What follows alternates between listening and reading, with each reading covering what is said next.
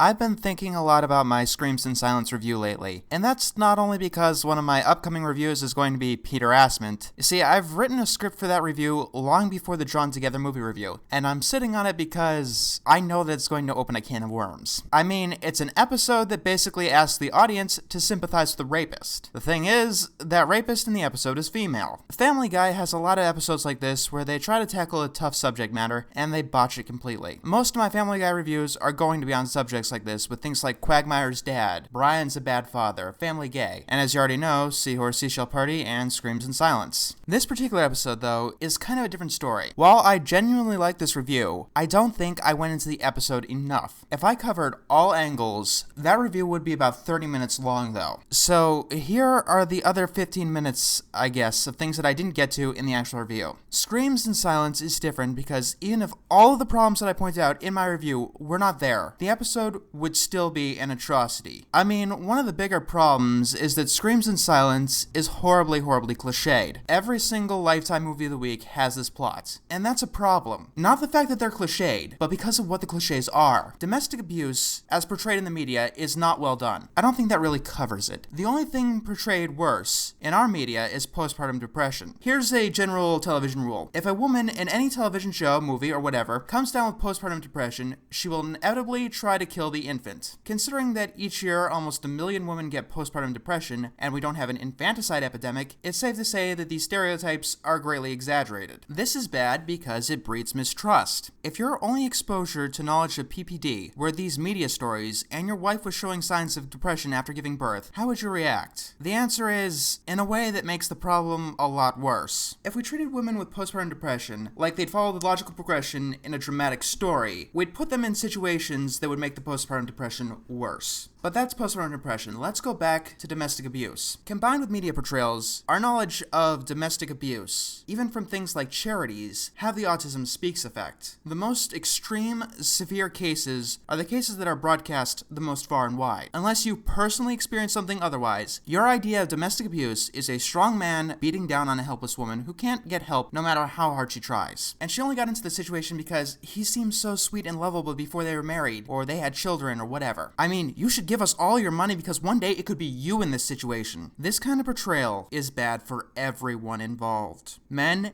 and women. And much of this video will be going into the reasons why. I understand that it's not a popular move to go after charities, barring certain infamous ones, but many are prone to corruption. Even more are prone to misinterpreting the data using buzzwords or glittering generalities. You need to provide very strict scrutiny to the charities that you support. But even if charities do this, isn't it good that they're spreading awareness though? Well, let's think about it this way. When PETA compares chicken farming to the Holocaust, it makes people take PETA far less seriously, and by extension, the horrors of chicken farming. When Autism Speaks makes a terrible PSA like this one, it ends up dehumanizing the people who actually have autism. When a charity shows the situation displayed in Screams in Silence as the only form of domestic abuse, what does it do to those experiencing domestic abuse? First of all, let's get some statistics. Actually, let's not get some statistics. There are a couple of reasons for this. Number one, many charities are using statistics any way that they want and are guilty of using highly selective data. Number two, let me show you how statistics work. You are 30 times more likely to be killed by a dog than a shark, statistically. Statistically, a dog is more likely to kill you than a shark. Is a dog more dangerous than a shark? The answer is no. This is because people spend more time with their dogs than they do in shark-infested water. This is the same reason more people die in car crashes than in plane crashes. We can make statistics say whatever we want, and when it comes to topics like this, we often do. You should not base your life or your actions on statistics like this. If I based my life on statistics, I'd be agoraphobic. One of the persons most likely to be the victim of a violent crime? A young male adult between the ages of 12 and 24. Let me put it this way. A woman is less likely to be the victim of a violent crime if she is pregnant. The logic that many charities operate on is, to reduce violent crime against women, we must encourage them to be as pregnant as much as possible. Statistically, getting pregnant would reduce your chances of being a victim of a violent crime. Realistically, you're insane if you believe this. Believing that our personal lives fall into the realm of a statistical average is a fallacy. So what though? Even if these charities are misinterpreting data, they're at least helping the cause, right? Okay, let's try this thought experiment. This charity has been collecting billions of dollars to help grant women scholarships. Because they make more money, they're able to broadcast everywhere. Of course, they're pushing smaller charities out of business. And even more dishonorably, this charity is doing it by skewing the truth. They claim that women turn into monsters for about 5 days once every lunar cycle. They grossly misinterpreted what a period is. Would it matter how much money that this charity made? Especially because it broadcasts so much, the stereotypes become associated with the concept. So, let's talk about a realistic situation of domestic abuse. The first misconception is that all or most domestic abuse is one way, man on woman. Half of all domestic abuse is reciprocal. This means that both the man and the woman don't quite get along on a heavily consistent basis. If any charity website obscures this information, it is highly likely that they have biased other facts. I'm not going to tell you how much the rest of it is man on woman or woman on man. The answers probably go against your common assumptions though, because your average man and your average woman do have a similar capacity for abuse. And like I said, we should not focus our reality on the statistics. The most common defense to the accusation that women can be as violent as men is that a man is much stronger and larger than a woman, and thus his abuse is much worse than hers. Let's see what the facts say, because facts are facts, they can't be misinterpreted. An average man weighs, or is supposed to weigh, about 180 pounds. An average woman is supposed to weigh 156 pounds. That is a difference of over 20 pounds, and that can do a lot with muscle mass. On the other hand, this is a Canadian grizzly bear. It weighs at least 290 pounds, but can go up to 400. It also has very sharp claws, of which to use to rip your face off. All throughout history, this has hunted this, using things like this. And it turns out, if a woman wanted to do harm to something stronger than her, she'd use fairly similar methods. I don't know if this is encouraging or not, but if someone in your life really wanted to kill you, you would be dead right now. Think of the average home. Even if you don't own a gun, which many people still do, your house contains a butcher's block of knives, lethal doses of medication, poisonous bleach, dangerous electrical wiring, possibly a swimming pool, the car, a hammer, and a drop from the roof to concrete. I mean, statistically, most people die in the home. In 2006, an Australian woman stabbed her husband 37 times with a butcher's knife and then fed his pieces to her children. That was not a typical case of domestic abuse, and neither is screams in silence, because most domestic abuse is not physical. Real life, for better or worse, is not as dramatic as we sometimes believe it is, and we tend to forget that when we deal with situations like domestic abuse, mental illness, or terrorist attacks. One parent telling their child lies about how the other parent is evil is not as dramatic as a punch to the face, but it's a much more common form of domestic abuse. That's because we tend to forget what domestic abuse is really about. You may have heard this one before. Domestic violence is not about violence.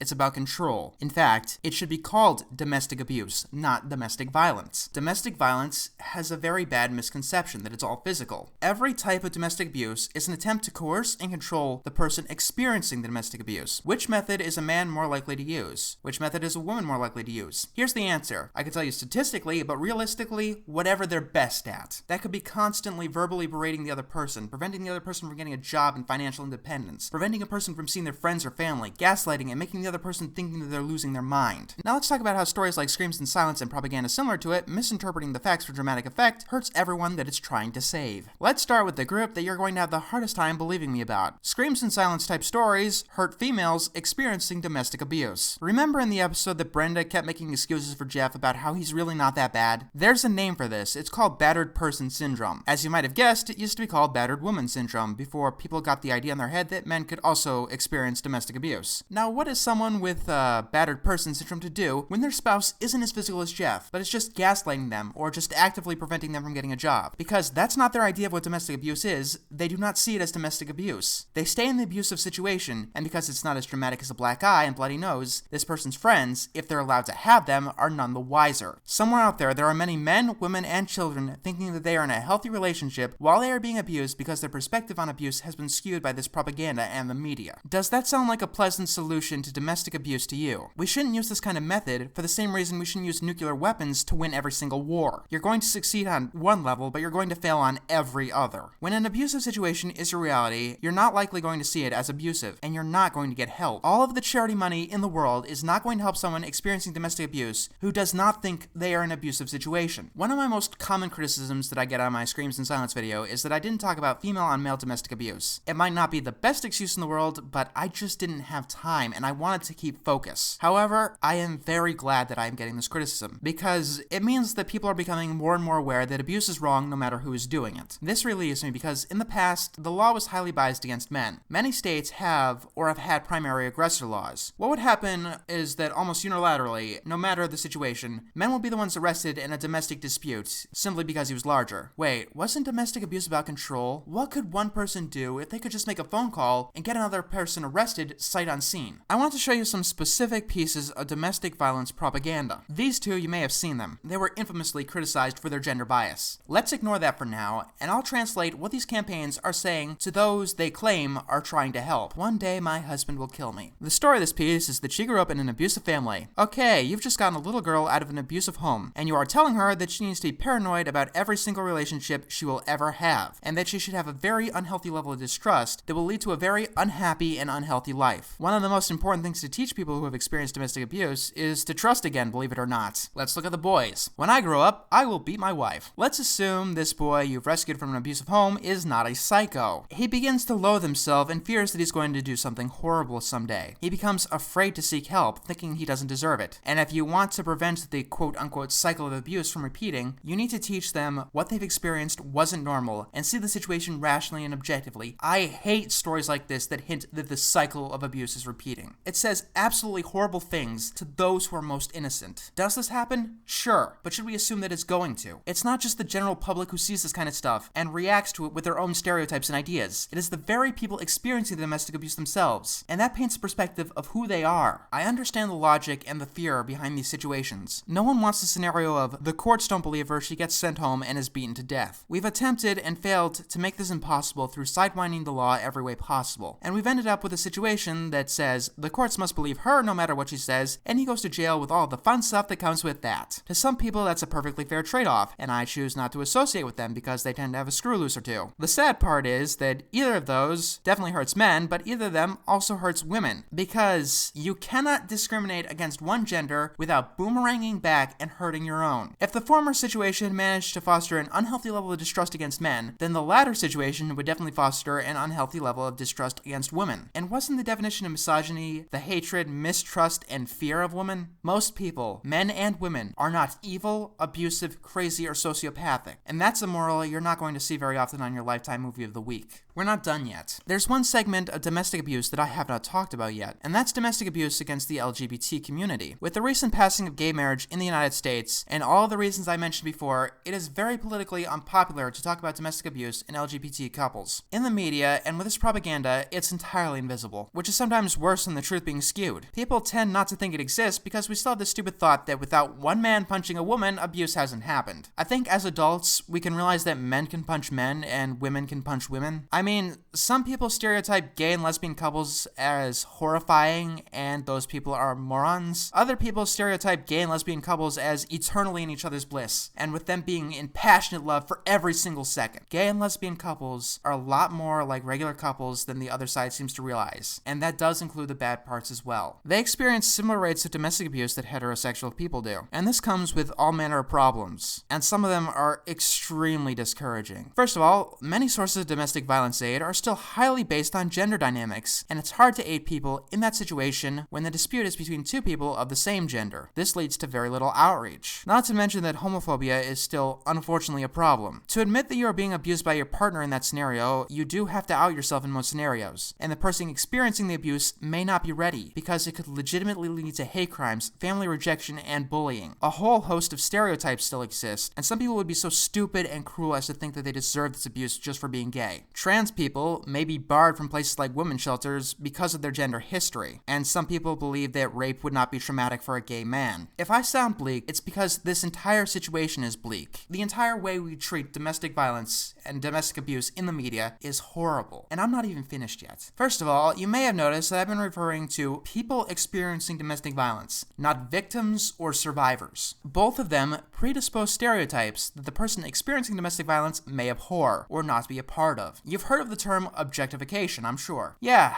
you know, all the above. That is a perfect example of objectification. Objectification is not treating the person like a person, but an object or a thing. You know, like they're nothing more than a punching bag. They may be treated as a tool for the objectifier's own purposes, like stealing sympathy. It denies them any sense of autonomy, saying that they can't help themselves, which makes a person experiencing domestic abuse, you guessed it, not seek out help. Types of objectification are reduction to body, reduction to appearance, and speaking for them. By traditional definitions, a victim cannot help themselves. If they do, they become something called a survivor. Both survivors and victims have many stereotypes surrounding them. And once again, stereotypes do not help anyone. A survivor may be deeply affected by their situation and still might need therapy. They still might need much sympathy. A victim may literally not be able to physically escape their situation, even though they fight tooth and nail every single day. If that's not surviving, I don't know what is. A victim is stereotyped as weak, and a survivor is stereotyped as strong. It may sound weird, but neither are good stereotypes to hold, and they hurt people in various ways. It all comes down to this. When we make up people for charity, those people that we make up are the ones who end up getting the charity. The real people end up getting none. Stories like this hurt all people experiencing domestic violence: men, women, children, homosexual or heterosexual. They create pervasive stereotypes that create obstacles to prevent people from getting the help that they might need. They downplay the less dramatic but more realistic displays of domestic abuse, and they ignore everything that doesn't fit this specific story. If a man ran up to you, clearly having been in a scuffle, and says that his wife had just gone nuts, your first reaction should not be to consult the statistics. If it was a woman, the same exact thing. No matter what the numbers say, reality is different. Next time,